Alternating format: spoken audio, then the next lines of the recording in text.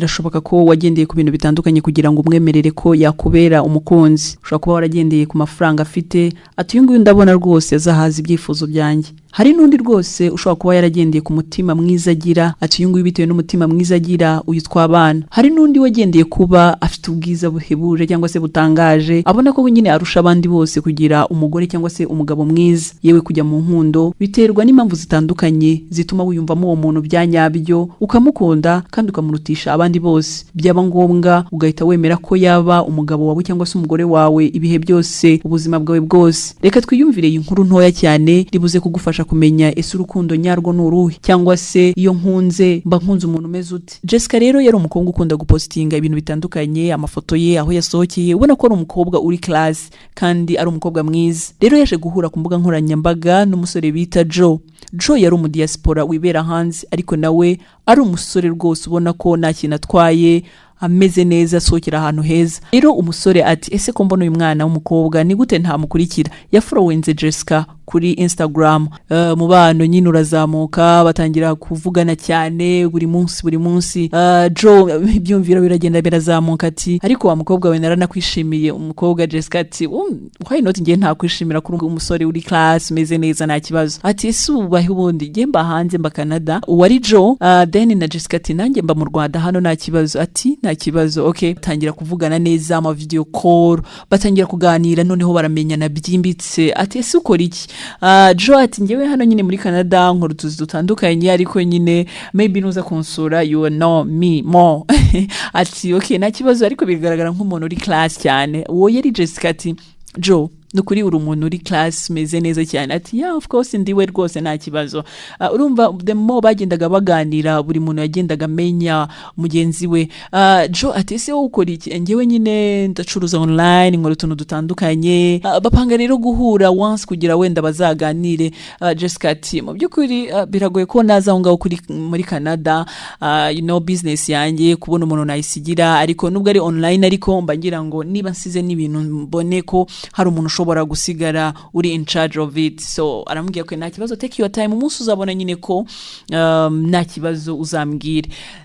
Barakundana pe, barakundana. Umusore umukobwa ati mana yanjye nabonye Joe nahuye n'umusore kuri Instagram ariko mu byukuri arenda kunsoza. Joe nibwo yafashe umwanya aravuga ati Jessica rero ndumva shaka kubwira ikintu gikomeye mu buzima bwanjye ntigeze mbwira cyangwa se ntajya mbwira buri mwe wese mbonye, kuko ndabonye uri umukobwa ufitinze n'ibyifuzo byanjye. Ati really? Ati Jessica mu byukuri n'ukuri naragukunze, twahuriye online ariko ni wambereye umwana mubi, warankunze ukondi. So hope ko nawe rwose ugiye kunyemera tukinjira muri umunyenga y'urukundo, kuko nawe ndabibona, I can see it on your eyes. Urumva bose bari class ne batangira nyine kumenyana byimbitse. Iyo umuntu akubwiye ngo ndagukunda, butangiye kubona ko ubuzima bwawe butangiye guhinduka. Hari ibintu byinshi muri wowe uba wumva nyine ko wujuje, kuko ufite umuntu kuba half of course.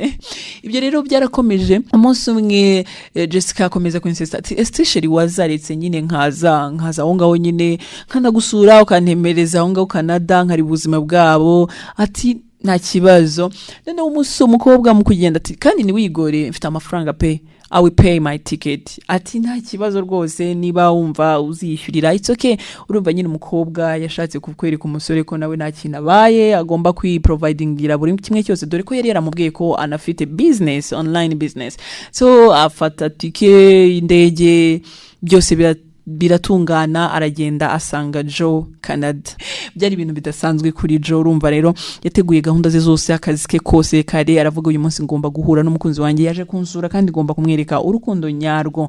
Nibwo rero welcome inzira aramubwira ngeze aha, ati nta kibazo ndaje ngufate. Amubwira ahantu ari buhagarara ari buze kumufata. Byarangiye nyine bahuye. Jessica akibona Joe ati ni wowe Joe? Yeah. Ati ni njyewe Joe, twavuganaga? Yego. Really? Yego. Aramuhamagara asanga niwe koko. Joe Jessica yabuze icyo akora, abura icyo avuga, aravuga my godness ibi nibiki bimbayeho. Ati ni wowe? Ati ni njyewe. Urabona mfite ikihe kibazo? Ati nta kibazo, ariko wumve ko Jessica yari yapfuye. Ati uyu niwe musore wankuye mu Rwanda nahoraga ndirira, ati mfite umudiaspora, what is this? Biramurenga cyane. Ati mana yanjye, umukobwa nyine ko nakundi yari kubigenza nubwo yari guhita agaruka, nago byari bikundi. Aragenda asura Joe akazi yakoraga yateruraga imizigo, yari nk'umukarani, reka tubivuge gutyo, yari umukarani abyuka mu gitondo akagenda afasha abantu bavuye mu mahanga ahantu batandukanye akabafasha guterura imizigo ye. Umukobwa akibona ubuzima umusore arimo aravuga no way, aramubwira ese kubera iki uba wigize kuriya kuri social media, you look good, uri umuntu uri high usa neza, ati none se uba ushaka ko ni postinga sanabi? No, ugomba kwikunda, niba ari mu kazi abari mu kazi, niba kandi ndumva nta kibazo kibirimo kuba unsanze meze gutya. Ati no, you could have told me this, wari kuba warabimbwiye neza nkamenya ibintu ukora. Ati ariko twe tukimenyana neza kandi uje kugira ngo umenye uwondi we. Ati no, nago bishoboka, nago nari nzi ko nkundana n'umujo umeze gutya. Ati none tubigenze gutya. Ati ndashaka gutaha, kandi urabizi ko navuye iwacu ari wowe nje kureba, ariko ibyo mbonye nangahoma munwa, so I want to go back to my home. Jo biramurenga ati none mbigenze ne? Ati ejo ndabyuka ngenda. Mu byukuri bitewe n'ubuzima Jessica yarabonyemo Jo yanze no kumusaba tike, atuzi n'ikindi giye guhamagara inshuti zanjye zimereze tike kuko ndabona wowe nari ikintu ufite. Ati mana yanjye bigenze ne mana, kuko abantu banyanze kubera ubukene. Ati ariko reka kumfata gutya, anytime ibintu byahinduka kandi tukabana ubuzima bwiza. Ati nabwo nkumva mbabarira, nago nkumva ubuzima nago nabubanamo umeze nkawe. Ati nkora online shopping, ubuse bambonanye n'umusore nkawe byagenda gute? Amusaba imbabazi ati basi mbabarira were kugenda gutya, reka nkore wenda iki cyumweru nzaba nabonye udufaranga. Ati nawe shaka udufaranga ubanze wiyiteho Jo, ariko nutumwanya kuri giye ngo nari nzi ko n'aba diaspora mwese mwamuraba mufite amafaranga, kumbe nuko mumeze. Urumva rero Jo byaramurenza arababara cyane. Ati umukunzi nari mbonye kuko niba nkoreye. Umukobwa nyine aragenda, wumve ko yahamagaye inshuti ze ati munyohereze tike, ibyo mbonye nagahuma munwa sinzi uko nabivuga. Muri kwa kundi ari kwiruka nyine, urabizi yaramaze kwanga Jo ngo nuko ari umukene ibintu byinshi. Muri kwa kundi nyine ari kwiruka asubiye iwabo, ari kuwandaringa, ari mu mujyi, ari kwibaza icyo ari bukore, hari butahe. Abona abagabo babiri baje biruka bamumusatira. Ati sorry madam, ni wowe bita Jessica? Ati ndi Jessica. Okay, akira aya mafaranga baduhaye na itike y'indege ngo were kwirirwa uhamagara biwanyu ngo bayikuboneye amafaranga y'itike. Aramubwira wo ninde? Ati ni boss wacu Jo ubitubwiye. Ati wehe Jo? Ati boss wa wundi mwari muri kumwe Jo, boss wacu. Ati birashoboka se? ngo cyane rwose nuwe dohaye ngo kandi aratubwiye ngo we nago akiri muri Canada, yagiye ahandi hantu, hagiye muri gahunda za business guhura n'abandi bakire. Umukobwa biramurenga. Ati are you serious? Muri kumbwira ibintu biri byo? Biramurenga aravuga oya ntago byaba ari byo. Ati ese yaba ari we? Ati niwe cyane. Ati none se namukura? Oya already buyagiye, nago akiri hano, yagiye guhura n'abandi bakire bagiye mu mishinga ya business. Ati nago ntabandi ikigoryi bigeza ha Jessica. Ati muri serie, ati biri serie cyane. Agihamagara Jo asanga telefone nibaho, asanga niriho. Biramurenga cyane, arababara cyane, aravuga ngo mana yanjye ibi ni ibiki, nikuye amata mu kanwa. Ati siyo nemera nkamukunda nubwo ubuzima nabonaga bugoye. Aratana agahinda kenshi n'umubabaro no kwicuza kwinshi. Ati why kuki nitwaye gutya imbere ya Jo kandi mu byukuri nakabaye narahinduye imyitwarire. Ageze mu rugo abakobwa b'inshuti ati si rero duhereze byinshi utubwira rero ku byakubayeho uri Canada. Ati mwabana umwe nuruva gusenya. Ati Jo se wasanze bimeze gute ko tuhamagaye ngo tukohereze tike? Wasanze nta kintu kibereyemo? Wasanze ari umutindura aho ngaho mu diaspora? Ati wabyihorere mwabana umwe. Ababwira stories zose ukuntu zagenze, ku buryo yamwihimuyeho, ariko nyuma akabari we wamwohereje tike y'indege.